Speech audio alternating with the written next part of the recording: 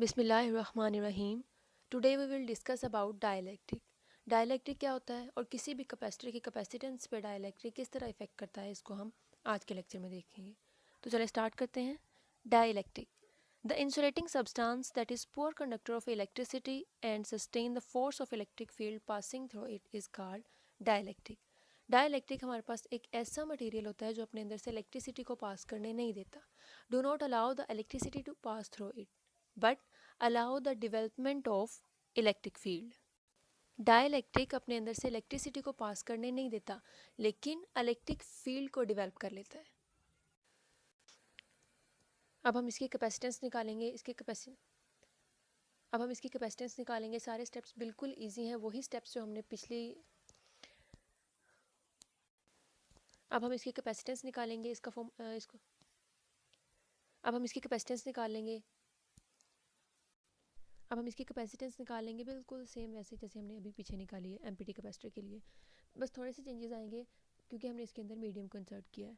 तो चेंजेस क्या आएंगे? सबसे पहले हमें पता है कि हमारे पास सरफेस चार्ज डेंसिटी जो है वो क्यू ओवर ए के इक्वल होती है। वही चीज़ यहाँ पर होगी।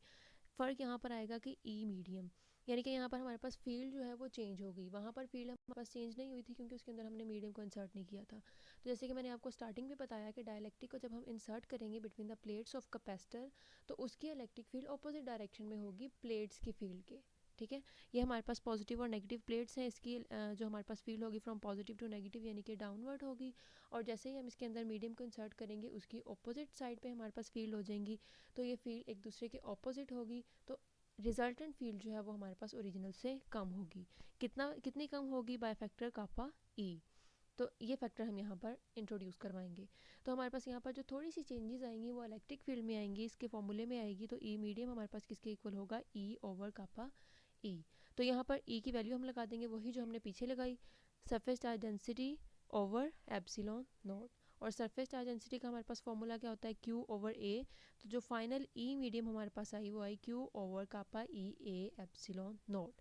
तो जस्ट चेंज जो हमारे पास आई वो कापा ई की वैल्यू की आई, वो फैक्टर आया जो हमारे पास रिड्यूस हुआ इलेक्ट्रिक फील्ड का bye inserting the medium between the plates of capacitor.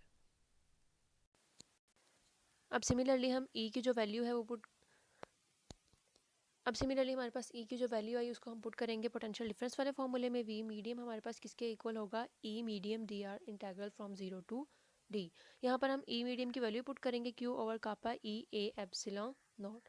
तो similarly Q over kappa E A epsilon naught हमारे पास एज ए कांस्टेंट बाई निकल आएगा। डी आर का हम इंटेग्रल ले लेंगे जो कि हमारे पास आएगा डी। तो फाइनल वैल्यू हमारे पास क्या बनी? Q D kappa E A epsilon naught. अब चूंकि हमें कैपेसिटेंस चाहिए, क्यू ओवर वी चाहिए, तो हम इस इक्वेशन को रीअरेंज कर लेंगे। क्यू ओवर वी हमारे पास किसके इक्वल आएगा?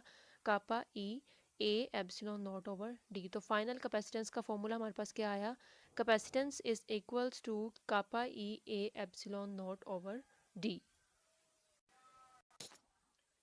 अब ये हमारे पास कैपेसिटेंस आ गई कैपेसिटर की, जब हमने उसमें डाइलेक्ट्रिक को इंसर्ट किया था between the plates of capacitor.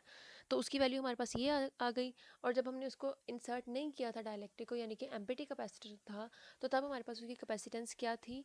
A epsilon naught over D. अब हम इन दोनों कैपेसिटेंस को कंपेयर कर लेंगे तो हमारे पास क्या आएगा? सी मीडियम ओवर सी नॉट, यानी कि एक मीडियम की जब हमने डाइलेक्ट्रिक को इंसर्ट किया और दूसरा एम्पिटी कैपेसिटर की। तो जो हमारे पास मीडियम की कैपेसिटेंस थी वो हमारे पास ये निकली थी। और जो सिंपल यानी कि एम्पिटी कैपेसिटर की हमारे पास कैपेसिटेंस थी वो ए एप्सिलॉन नॉट ओवर डी था। तो यहाँ पर चूंकि सी नॉट यानी कि कैपेसिटेंस एम्पिटी कैपेसिटर की ओवर में थी, तो हमारे पास यहाँ पर आ जाएगा डी ओवर ए एप्सिलॉन नॉट। तो डी हमारे पास डी के साथ कैंसिल आउट हो जाएगा, ए एप्सिलॉन नॉट के साथ कैंसिल हो जाएगा। तो फाइनल वैल्यू हमारे पास क्या आएगी? कापा ई। तो इसका मतलब हुआ हमारे पास कि हमारे पास जो इलेक्ट्रिक फी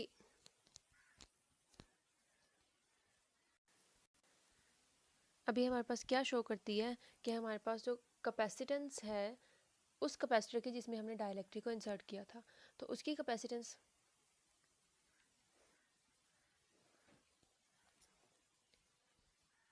अब ये हमें क्या शो करती है कि जब हम किसी भी डाइलेक्ट्रिक को इंसर्ट करते हैं between the plates of capacitor, तो उसकी कैपेसिटेंस जो है वो इंक्रीज हो जाती है विद रिस्पेक्ट टू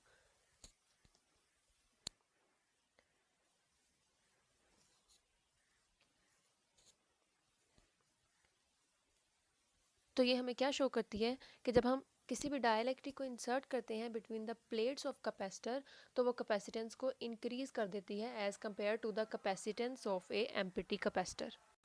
सो इस तरह जब भी हम डाइलेक्ट्रिक को इंट्रोड्यूस करवाएंगे between the plates of capacitor तो उसकी इलेक्ट्रिक फील्ड जो है वो कम होगी, उसकी कैपेसिटेंस जो है वो इंक्रीज हो जाएगी। इसीलिए हम डाइलेक्ट्रिक को इंट्रोड्यूस करते हैं उसकी कैपेसिटेंस को बढ़ाने के लिए। So this is the end of lecture. Thank you for watching. The most commonly used dielectrics are glass, plastic, rubber, paper, mica, etc. Dielectric are used between plates of capacitor to alter the capacitance and electric field.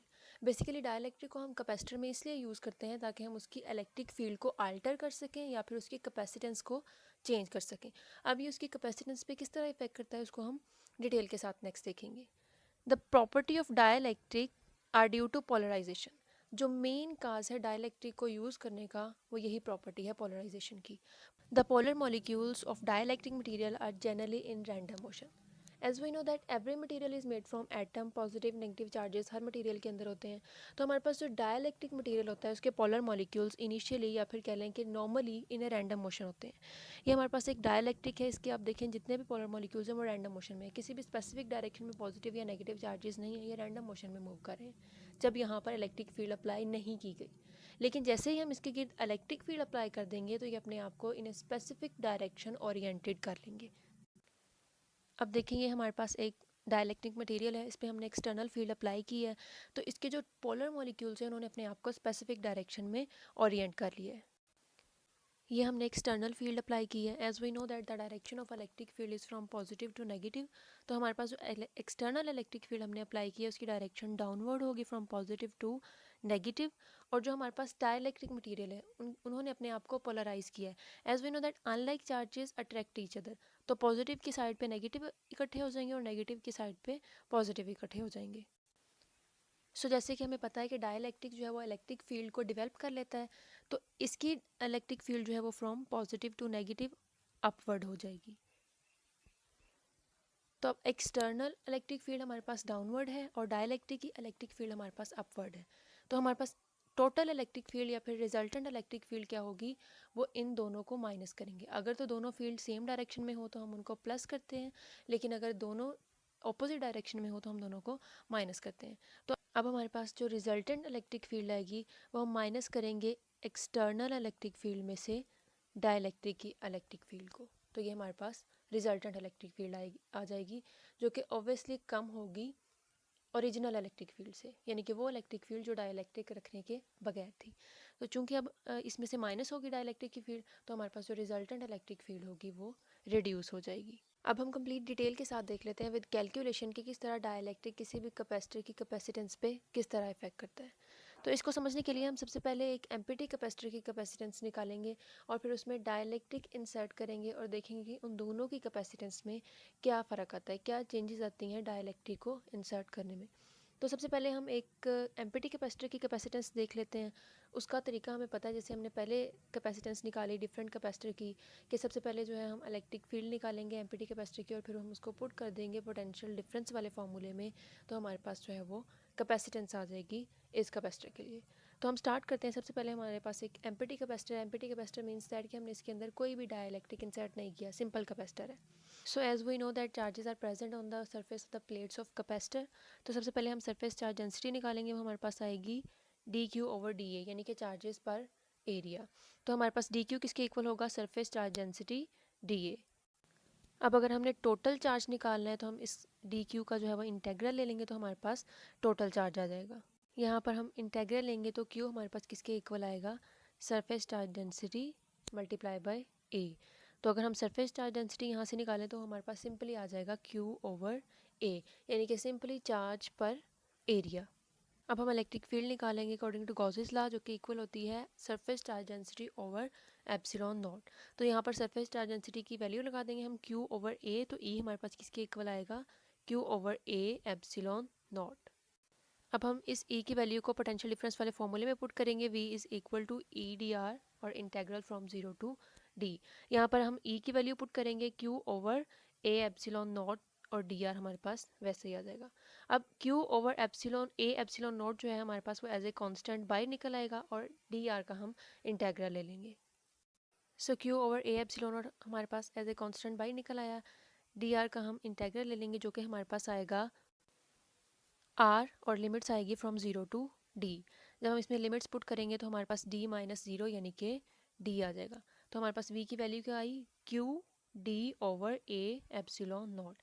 अब हमें चूंकि q over v चाहिए जो कि capacitance का formula होता है, तो हम यहाँ पर q ओवर v करेंगे, रीअरेंज करेंगे इस इक्वेशन को, तो हमारे पास q ओवर v किसके इक्वल आएगा, a epsilon naught over d। तो ये हमारे पास कैपेसिटेंस आ गई एम्पिटी कैपेसिटर की, यानी कि जब हमने डायलैक्ट्रिक इंसर्ट नहीं किया between the plates of capacitor तो उसकी कैपेसिटेंस क्या होगी हमारे पास, A epsilon naught over D. यानी कि ये एरिया पे डिपेंड करेगी, जितना एरिया होगा प्लेट्स का, और डिस्टेंस यानी कि सेपरेशन बिटवीन द प्लेट्स पे डिपेंड करेगी। अब हम इसकी कैपेसिटेंस निकालेंगे बिल्कुल सेम वैसे जैसे हमने अभी पीछे निकाली है एम्पिटी कैपेसिटर के लिए, बस थोड़े से चेंजेस आएंगे क्योंकि हमने इसके अंदर मीडियम को इंसर्ट किया है। तो चेंजेस क्या आएंगे, सबसे पहले हमें पता है कि हमारे पास सरफेस चार्ज डेंसिटी जो है वो Q ओवर A के इक्वल होती है, वही चीज़ यहाँ पर होगी। फ़र्क यहाँ पर आएगा कि ई मीडियम, यानी कि यहाँ पर हमारे पास फील्ड जो है वो चेंज हो गई, वहाँ पर फील्ड हमारे पास चेंज नहीं हुई थी क्योंकि उसके अंदर हमने मीडियम को इंसर्ट नहीं किया था। तो जैसे कि मैंने आपको स्टार्टिंग में बताया कि डायलैक्ट्रिक को जब हम इंसर्ट करेंगे between the plates of capacitor तो उसकी इलेक्ट्रिक फील्ड ऑपोजिट डायरेक्शन में होगी प्लेट्स की फील्ड के। ठीक है, ये हमारे पास पॉजिटिव और नेगेटिव प्लेट्स हैं, इसकी जो हमारे पास फील्ड होगी फ्रॉम पॉजिटिव टू नेगेटिव यानी कि डाउनवर्ड होगी, और जैसे ही हम इसके अंदर मीडियम को इंसर्ट करेंगे उसकी ऑपोजिट साइड पे हमारे पास फील्ड हो जाएंगी, तो ये फील्ड एक दूसरे के ऑपोजिट होगी, तो रिजल्टेंट फील्ड जो है वो हमारे पास ओरिजिनल से कम होगी। कितनी कम होगी, बाय फैक्टर कापा ई। तो ये फैक्टर हम यहाँ पर इंट्रोड्यूस करवाएंगे। तो हमारे पास यहाँ पर जो थोड़ी सी चेंजेस आएंगी वो इलेक्ट्रिक फील्ड में आएंगी, इसके फॉर्मूले में आएगी। तो ई मीडियम हमारे पास किसके इक्वल होगा, ई ओवर कापा ई। तो यहाँ पर ई की वैल्यू हम लगा देंगे वही जो हमने पीछे लगाई, surface charge density over epsilon naught. और सरफेस चार्ज डेंसिटी का हमारे पास फॉर्मूला क्या होता है, क्यू ओवर ए। तो जो फाइनल ई मीडियम हमारे पास आई वो आई Q over kappa E A epsilon naught. तो जस्ट चेंज जो हमारे पास आई वो कापा ई की वैल्यू की आई, वो फैक्टर आया जो हमारे पास रिड्यूस हुआ इलेक्ट्रिक फील्ड का bye inserting the medium between the plates of capacitor. अब सिमिलरली हमारे पास ई की जो वैल्यू आई उसको हम पुट करेंगे पोटेंशियल डिफरेंस वाले फॉर्मूले में, वी मीडियम हमारे पास किसके इक्वल होगा, E medium D R integral from 0 to D. यहाँ पर हम ई मीडियम की वैल्यू पुट करेंगे Q over kappa E A epsilon naught. तो similarly Q over kappa E A epsilon naught हमारे पास एज ए कांस्टेंट बाई निकल आएगा, डी आर का हम इंटेग्रल ले लेंगे जो कि हमारे पास आएगा डी। तो फाइनल वैल्यू हमारे पास क्या बनी, Q D kappa E A epsilon naught. अब चूंकि हमें कैपेसिटेंस चाहिए, क्यू ओवर वी चाहिए, तो हम इस इक्वेशन को रीअरेंज कर लेंगे। क्यू ओवर वी हमारे पास किसके इक्वल आएगा, kappa E A epsilon naught over D. तो फाइनल कैपेसिटेंस का फॉर्मूला हमारे पास क्या आया, capacitance is equals to kappa E A epsilon naught over D. अब ये हमारे पास कैपेसिटेंस आ गई कैपेसिटर की, जब हमने उसमें डाइलेक्ट्रिक को इंसर्ट किया था between the plates of capacitor, तो उसकी वैल्यू हमारे पास ये आ गई। और जब हमने उसको इंसर्ट नहीं किया था डाइलेक्ट्रिक को, यानी कि एम्पिटी कैपेसिटर था, तो तब हमारे पास उसकी कैपेसिटेंस क्या थी, ए एप्सिलॉन नॉट ओवर डी। अब हम इन दोनों कैपेसिटेंस को कंपेयर कर लेंगे तो हमारे पास क्या आएगा, सी मीडियम ओवर सी नॉट, यानी कि एक मीडियम की जब हमने डाइलेक्ट्रिक को इंसर्ट किया और दूसरा एम्पिटी कैपेसिटर की। तो जो हमारे पास मीडियम की कैपेसिटेंस थी वो हमारे पास ये निकली थी, और जो सिंपल यानी कि एम्पिटी कैपेसिटर की हमारे पास कैपेसिटेंस थी वो ए एप्सिलॉन नॉट ओवर डी था। तो यहाँ पर चूंकि सी नॉट यानी कि कैपेसिटेंस एम्पिटी कैपेसिटर की ओवर में थी, तो हमारे पास यहाँ पर आ जाएगा डी ओवर ए एप्सिलॉन नॉट। तो डी हमारे पास डी के साथ कैंसिल आउट हो जाएगा, ए एप्सिलॉन नॉट के साथ कैंसिल हो जाएगा। तो फाइनल वैल्यू हमारे पास क्या आएगी, कापा ई। तो ये हमें क्या शो करती है कि जब हम किसी भी डायलैक्ट्रिक को इंसर्ट करते हैं between the plates of capacitor, तो वो कैपेसिटेंस को इंक्रीज कर देती है as compare to the capacitance of a empty capacitor. So इस तरह जब भी हम डायलैक्ट्रिक को इंट्रोड्यूस करवाएंगे between the plates of capacitor, तो उसकी इलेक्ट्रिक फील्ड जो है वो कम होगी, उसकी कैपेसिटेंस जो है वो इंक्रीज हो जाएगी। इसीलिए हम डायलैक्ट्रिक को इंट्रोड्यूस करते हैं उसकी कैपेसिटेंस को बढ़ाने के लिए। So this is the end of lecture. Thank you for watching.